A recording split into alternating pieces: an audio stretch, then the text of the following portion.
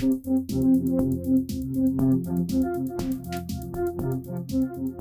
everybody. It's Elizabeth from Elpis Astrology at elpisastrology.com. Thanks for joining me today. So this is going to be my take on the astrology and then the horoscopes for the individual signs and ascendants for March 2024. So we have eclipse season starting. So we'll have our first eclipse towards the end of March, and I'll discuss that in a few minutes, in Libra. And then, of course, in April, we will have a new moon total eclipse in Aries. So I would say the significant thing that's going on this month is that Mars is in Aquarius for most of this month. And what is that? Mars in Aquarius says to me unique, unusual ideas, maybe even scientific breakthroughs of some sort coming through from a collective level. Great energy put into humanitarian causes, great energy put into rebellion. That type of thing could be going on all of March as well. And especially with the eclipse at the end being a full moon, there may be some culmination of some sort with regards to these types of things, right? All right. So right on the 1st of March, we have the sun is going to be conjuncting Mars, 10 degrees of Pisces. And so this says to me that some kind of rule or rules and regulations may come into place here. And I'm thinking in particular in Pisces, we're always looking at compassionate things, immigrants, that type of thing, where there may be some real interesting stuff goes on there with regards to rules and regulations being put down that may have not been there before. We look at the 3rd of March, we're then looking at Venus squaring Uranus. And so we're starting off the month here with sort of a lot of energy that's moving around, some sort of challenges, I would say, as well. Now, when we look at Venus, we're talking about love on an individual level, and more of on a collective level, we're looking at our money systems. And so right at the 3rd of March, we may have some kind of challenge with regards to the money systems. And I mentioned this last month as well, but this could bring something up pretty significant because this is an eclipse month as well, right? So when we look at our first lunation, it is a new moon in Pisces at 20 degrees of Pisces, 17 minutes at 1 a.m. Pacific Standard Time. Now we look at the rulers of the moon, and the modern ruler, of course, is Neptune, and Neptune is in Pisces at this time. It's not conjunct the moon and the sun, but it is hovering kind of close by with regards to it being in the same sign. And we also look at the more ancient ruler, and that, of course, is Jupiter. And we know that Jupiter is in Taurus right now. So with the Neptune being so close by to this moon and sun, there's sort of this element of literally water. So there may be some significant things that happen with regards to our water. This could go different ways. Maybe we're going to discover ways to clean up our water in a more efficient way that can be adapted by many people. But this also can bring in that whole immigrants and migrants type thing as well. Just straight off, it can bring in compassion. And, when we look at, so I have my charts with me as well. And, when I looked at this new moon, there's so much going on in Pisces. So we've got the Saturn, we've got the moon, the sun, Neptune. But then we have Mercury, even though Mercury is conjunct with Neptune at 0 degrees of Aries, it's out of that sign. And so I really got this impression that there may be some kind of ending with regards to maybe a world leader of some sort, just with the whole lineup of Saturn, the moon, the sun, Neptune, all in Pisces, followed by that Mercury at 0 degrees of Aries. And of course, that sextiles Pluto over at 1 degree of Aquarius. And so this really brought in, a transformational aspect as well. This could also lend itself to some literal big changes with regards to some world leaders of some sort as well, where there's some announcements that come out regarding that. And I think also whatever comes up around this time whatever announcements come out, especially with that Mercury at 0 degrees, right? That's a critical degree, sextiling that Pluto. Pay attention to what comes out at this time, because Pluto will be staying around that 0 to 2 degree mark, accenting that whole sextile that's formed with Mercury at this new moon in Pisces, right? All right, so we have Jupiter that is sextile Saturn, which is positive. That's bringing in some creative energy and expansion with regards to structures around us. This could also be, foreign, some kind of foreign element here, given opportunities to lay down the law, to put down the law, to make laws, that type of thing as well. And actually, Jupiter and Saturn together also can be the courts. And so there may be some significant things that come up here with regards to some kind of ongoing court or legal matter, where it's like, I get this vision of the judges, the courts taking control of that and laying down the law. Mm-hmm. We have Mars, as I said, that's in Aquarius most of the month, will be squaring Uranus. And so this is just upsets. It's upsets. It's also frustration.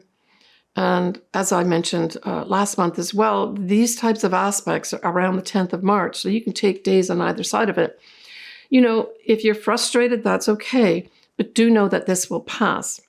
It also says to me delays, unexpected delays. So if you're listening to this in early February when I'm making this, maybe don't plan some big, launch or something like that around, even though it's a new moon, because that's a pretty significant transit there when we've got Mars squaring Uranus. So upsets, and of course, on a sort of mundane level, this could also be things literally coming out of the earth as well. Again, earthquakes, volcanoes, that type of thing.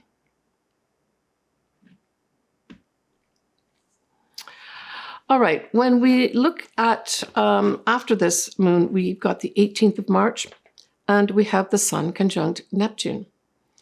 And I think this is beautiful. Sun conjunct Neptune really brings out our compassionate sides of ourselves.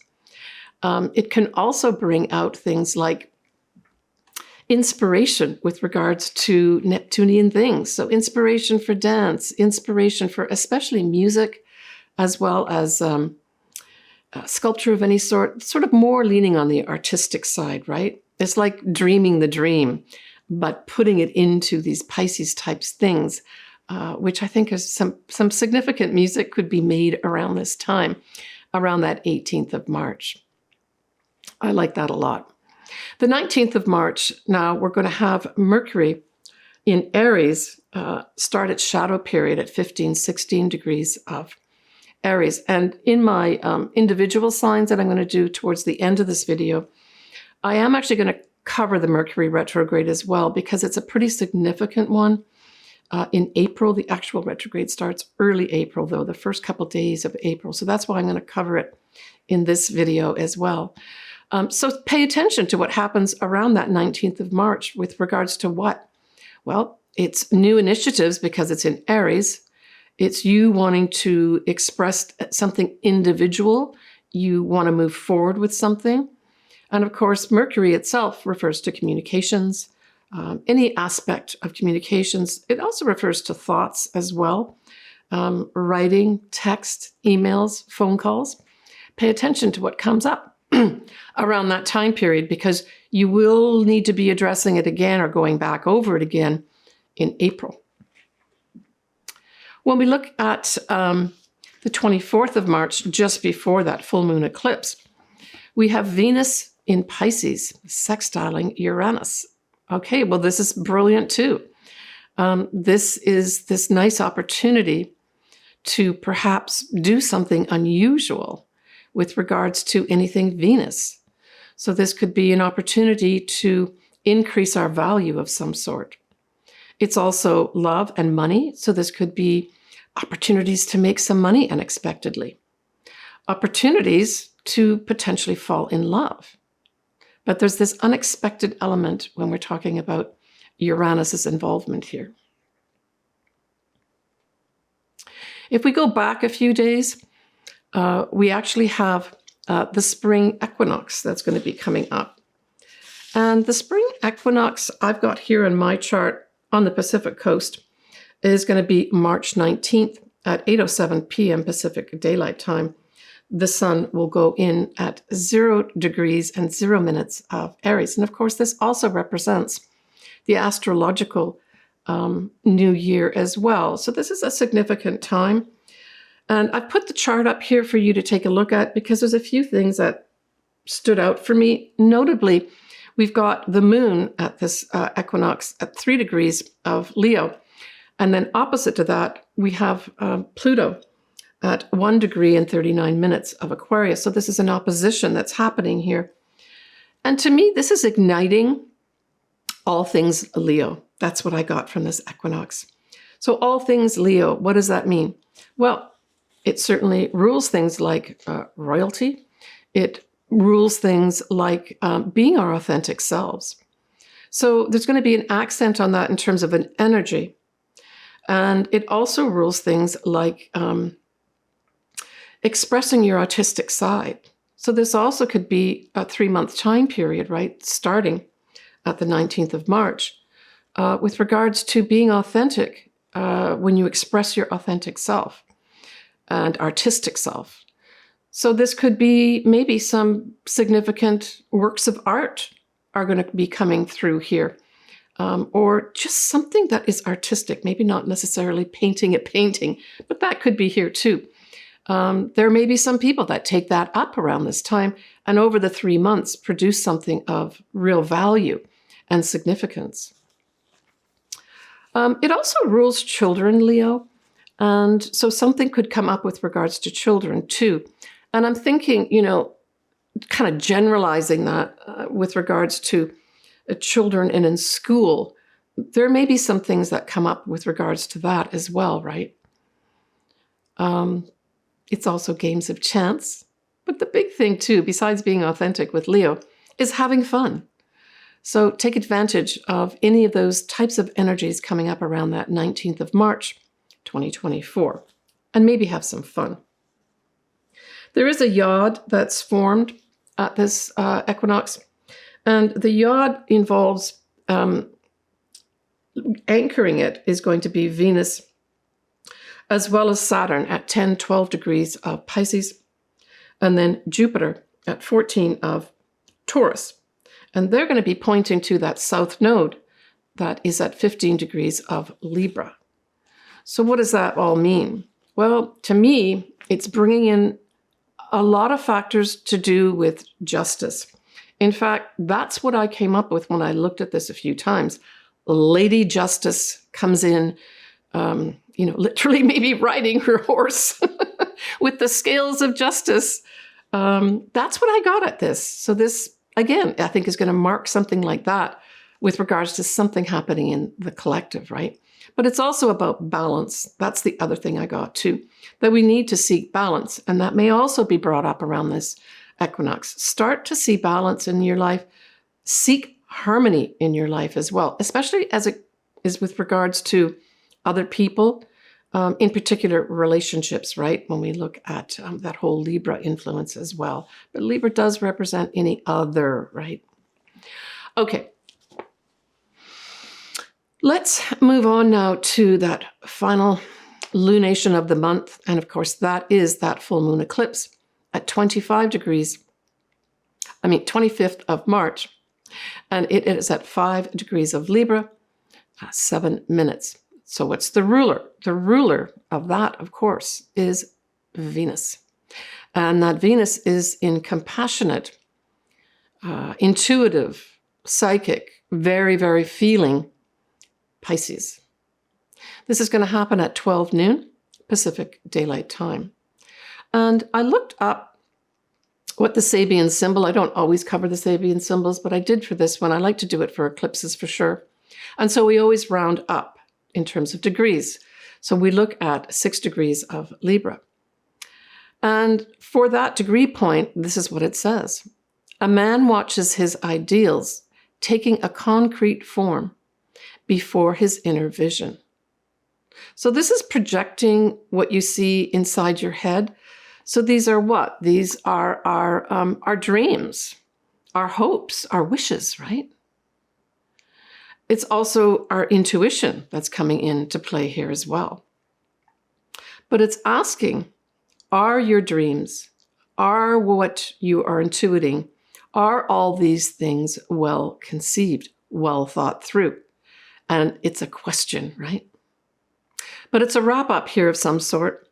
And, going out again to the collective, because this is in Libra, we could say that it could be anything to do with legal matters in the collective, diplomatic type things.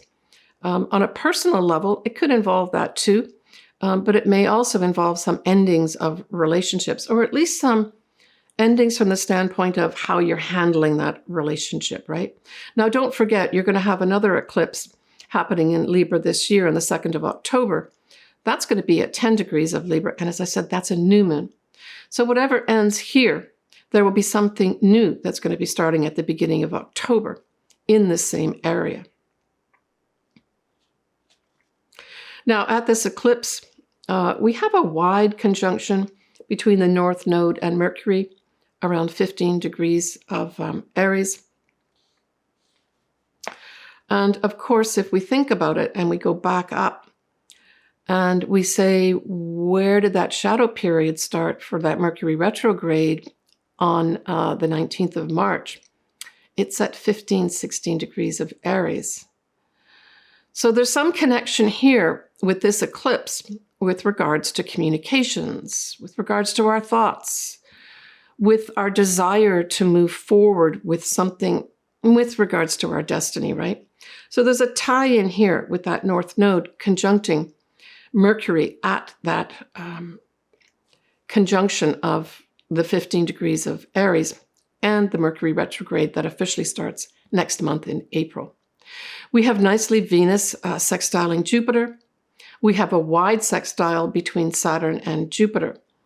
And so these are just positive energies with regards to expanding what we want to do, expanding what is important to us, expanding our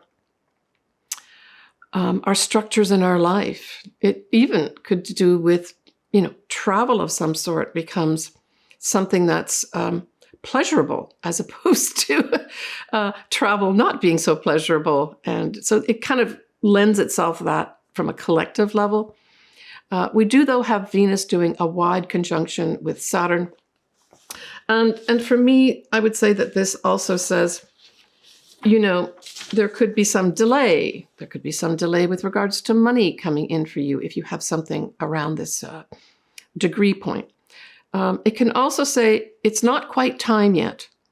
And so if I go back to the fact that this is a full moon eclipse, there's also this stop sign as well that's coming up with this Venus and Saturn that says not quite yet. So going back to that whole Sabian symbol, it's just saying, just review those things that you really think you want to do here. Review your visions, review your dreams, your hopes, what you want to move forward with. Just do a double check on it. Okay. We also have here, with the sun that's going to be in Aries, we have both the North Node on one side of the sun and we have Neptune on the other side. And I just got this impression when I looked at this that there may be some kind of destiny with regards to things that we want to manifest for ourselves. This also could be a time period where, something comes to light with somebody in a position of power where it's almost like they could grab some destiny of some sort here. But they may do it through, I think with this Neptune very close by to the sun here at 5 degrees of Aries at this full moon eclipse. I just got this grab of some sort. But doing it through fogginess through means that maybe are not so on the up and up, right? And we still have at this time too, we've got Mars now has gone into the first degree of Pisces, but we have Mars, we've got Saturn, we've got Venus, and we still have Neptune. They're all in Pisces. And so we're wrapping up the month here, the 25th. And so again, I feel it's a time of endings. And it's not necessarily a time of endings of, this feeling of loss necessarily, but it's like this wrap up. Let's just let this stuff go. Let's start something new here. So it's that sort of feeling that I still get, even though this is a completely different moon in Libra. But both these, the new moon in Pisces and then this full moon eclipse in Libra, I just get this feeling of letting go of some loss, but that it's important to do that if we're going to go on this new destiny path. And we may have somebody step forward to try to lead us in that way. Okay, I'm going to leave it at that. On the 28th of March, we have Venus sextiling Uranus. So towards the end of the month, we've got this lovely Venus sextile Uranus. So this is opportunities for us to what? To potentially connect with someone in a love connection, an opportunity maybe to raise the value of ourselves, the opportunity to potentially make some money. But this, in from a collective level, can also be a time period where we have the opportunities to make changes with regards to our global currencies. I just wanted to mention, I talked about immigrants and that throughout this whole March 2024, and I think this is going to be important for sure. But I wanted to mention a client of mine, Patricia Pepper, has published this fabulous book called Passport, Please. I read it and I really enjoyed it. She gives a really compassionate but sort of true view of what happens being part of an immigration system, and this one is in the UK.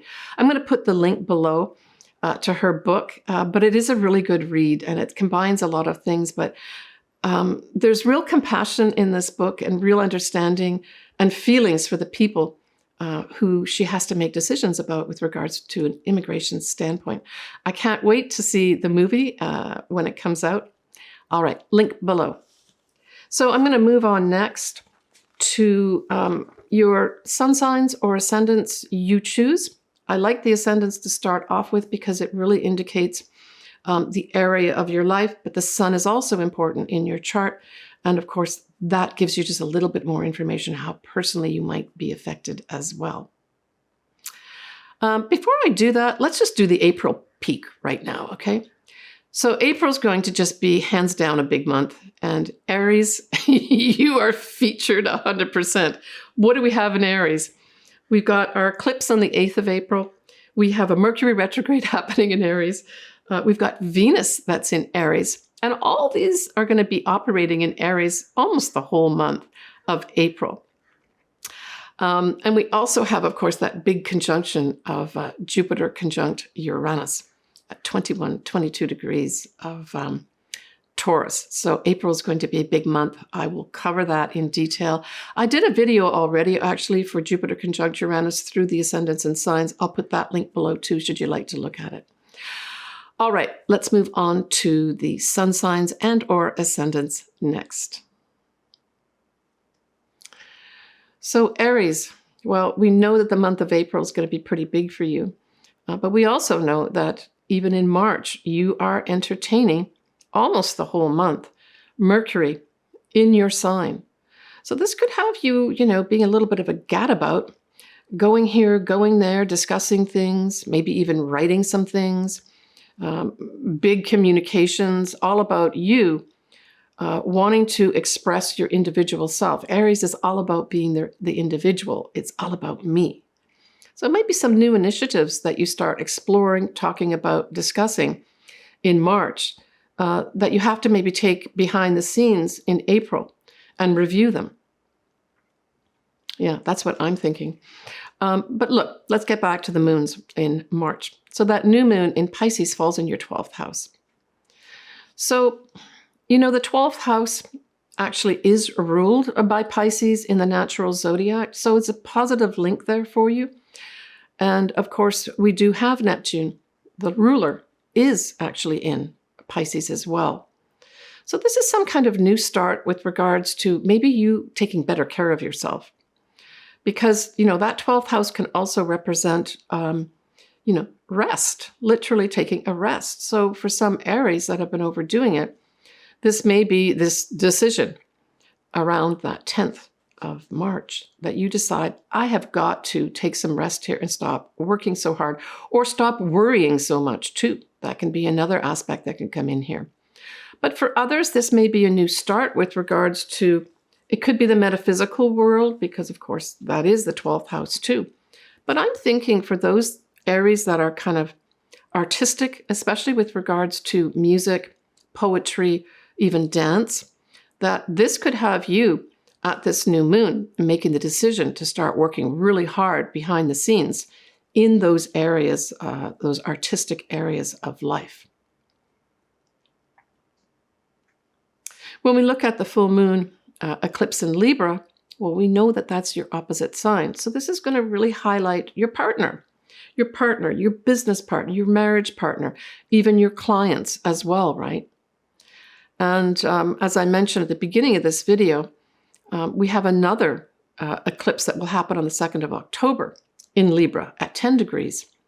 So some ending here with regards to your partner is going to give a fresh start the beginning of October at that new moon eclipse that will be happening then in your 7th house. Your partner just could have something to say, some announcement. Maybe your partner has to get involved in something of a legal matter. Or something connected to a legal situation.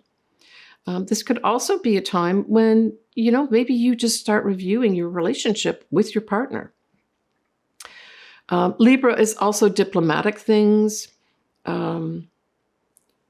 So it could be that your partner gets involved in some kind of diplomacy of some sort, and it affects you directly. All right, Aries. Next month is going to be interesting for you. I'm going to have a lot to say to you. You're also going to have Venus, by the way, in Aries pretty well all of April too. Okay, Aries, take care of yourself. Okay, everybody.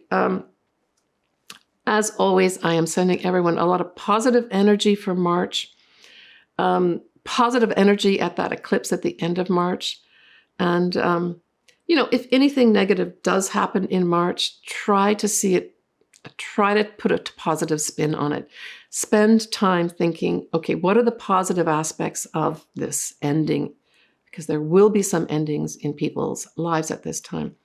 And hey, look forward to April when, oh my goodness, there's so much happening in April.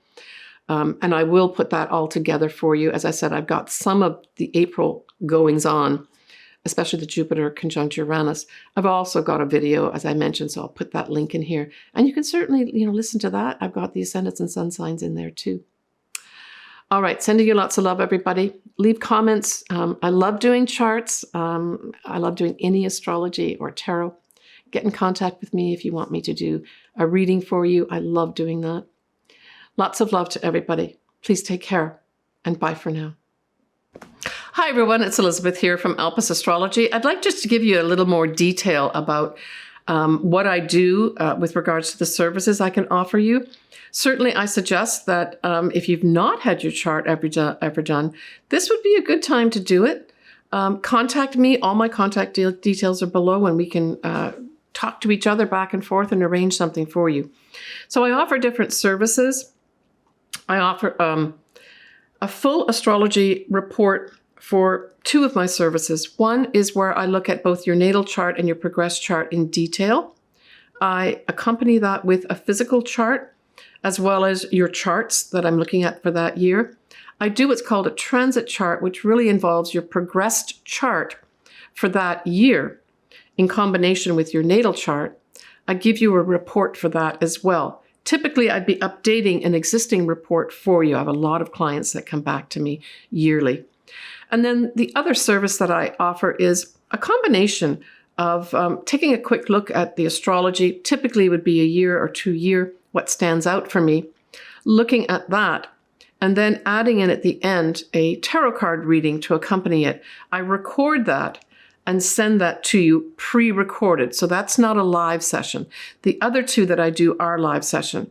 And then I offer obviously custom. I do a lot of picking marriage dates, compatibility. I typically use what are called Davison charts or synastry as well, where I can combine two charts to see how do these two charts of these people work together.